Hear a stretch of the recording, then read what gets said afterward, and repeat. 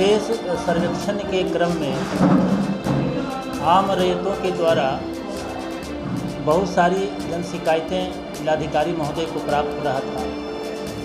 उसी के आलोक में बंदोबस्त प्राधिकारी सीतामढ़ी के द्वारा आज के दिन बाजपट्टी 1 और बाजपट्टी 2 शिविर में प्रचार प्रसार करा करके सभी शिविर प्रभारियों को यह निर्देश दिया गया था कि दिनांक 23/6/2022 को एक आम शिविर का आयोजन किया जाए, जिसमें सभी रैयतों को यह सूचना दे दी जाए कि उक्त तिथि को उपस्थित रहेंगे और उनके द्वारा सर्वे के क्रम में जो विशेष परेशानी उत्पन्न हो रही है उसका निराकरण किया जाए। इसी के क्रम में सभी रैयतों के द्वारा आज अपनी अपनी समस्याओं से अवगत कराया गया और यह उनकी जो समस्याएं हैं लिखित रूप में दी गई हैं। उन समस्याओं की समीक्षा की गई और प्रत्येक रैयत वार इसकी समीक्षा की गई।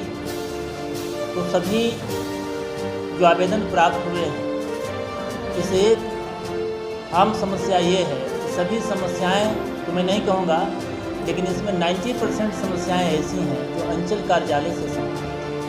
जैसे किसी रैयत के द्वारा यह कहना कि हमारा आपसी बंटवारा नहीं हो रहा है, बंटवारा करा दिया जाए, तो बंटवारा कराने का कार्य एक सक्षम न्यायालय का होता है।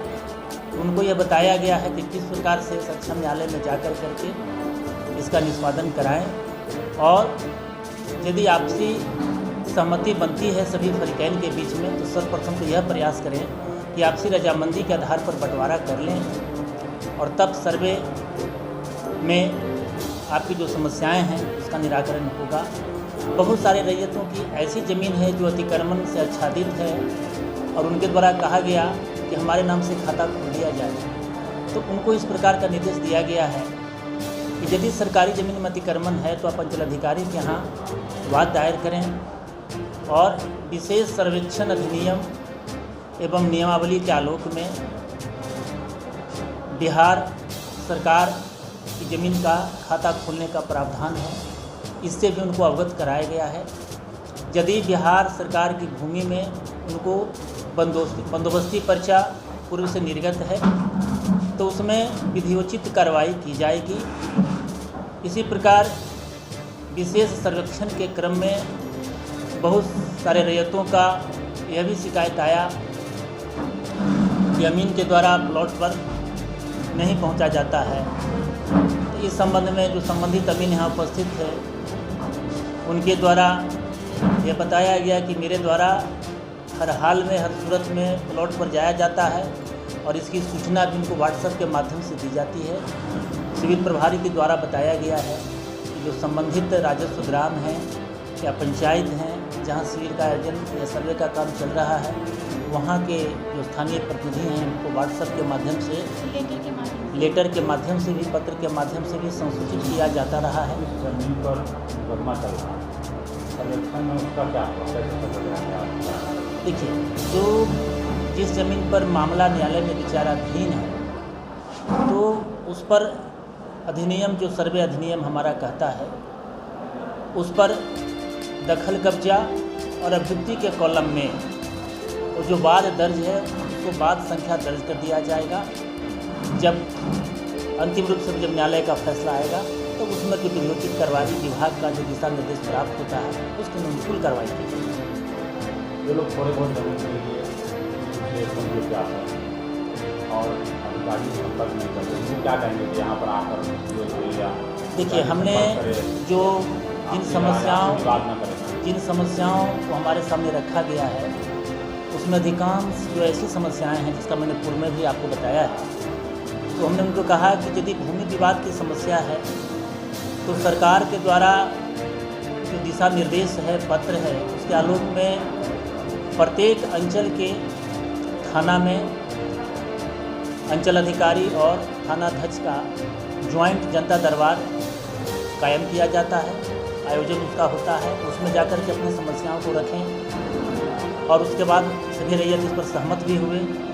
और जहाँ तक रेती ज़मीन का विवाद है, बहुत सारे मामले ऐसे भी आए हैं कि उनकी रेती ज़मीन पर बलपूर्वक इन्हीं के द्वारा दबंग के द्वारा कब्जा कर लिया गया है। इस संबंध में उनको बताया गया कि इसके लिए जो सक्षम प्राधिकार है या आप अंचल अधिकारी के न्यायालय में भी जनता दरबार में इस मामला को रखें, संबंधित भूमि सुधार समाहर्ता के न्यायालय में भी बात दर्ज करें, अनुमंडल पदाधिकारी के यहाँ बात दर्ज करें। तो उसके बाद उस पर जो आदेश पारित होगा संबंधित अंचल अधिकारी को निर्देश दिया जाएगा तो काम करें। आज की बैठक में सर यहाँ पे कितना समस्या आपके सामने आया है? आज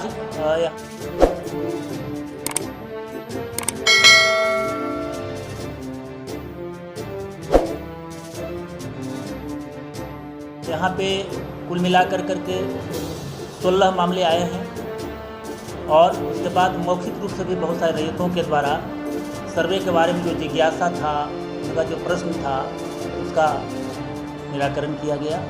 लिखित रूप में कुल मिलाकर के 16 मामले आए हैं और 16 मामलों को दर्ज कर लिया गया है। प्राप्त जानकारी के अनुसार सभी को सूचना नहीं हो पाई थी, सभी रैयतों को सूचना नहीं हो पाई थी, तो इसके बाद फिर कभी आप ऐसा मौका देंगे उन लोगों को? हाँ, इस संबंध में बंदोबस्त पदाधिकारी महोदय का जब भी दिशा निर्देश या पत्र निकलेगा और शिविर प्रभारी के द्वारा इस प्रकार से अवगत कराया जाएगा कि यहाँ पर इस प्रकार का आयोजन किया जाए, या यदि बंदोबस्त कार्यालय में इस प्रकार की कोई सूचनाएँ आती हैं तो उस पर जरूर इस प्रकार का पुनः शिविर का कार्यक्रम किया जाए। सर जी, एक कॉमन सवाल है, जो आदमी घर पे नहीं थे या प्लॉट पे नहीं थे, उनका सर्वे होके चला गया, ये पहला चरण था, जो आपके हिसाब से पहला चरण था। अगर उनका सर्वे होके चला गया, अगर वो जानना चाहते हैं कि मेरा ज़मीन कहाँ से कहाँ तक है, उसका क्या सीमांकन है, कैसे सर्वे हुआ, तो किनसे मिलेंगे जाके? ये संबंधित शिविर प्रभारी को इसमें पूर्व से ही दिशा निर्देश है। जहाँ भी शिविर प्रभारी हैं वो सक्षम प्राधिकार हैं, सर्वे के लिए उनको प्रतिनियुक्त किया गया है, नियुक्त किया गया है सरकार के द्वारा, तो वो उनकी जिज्ञासाओं का समाधान करेंगे।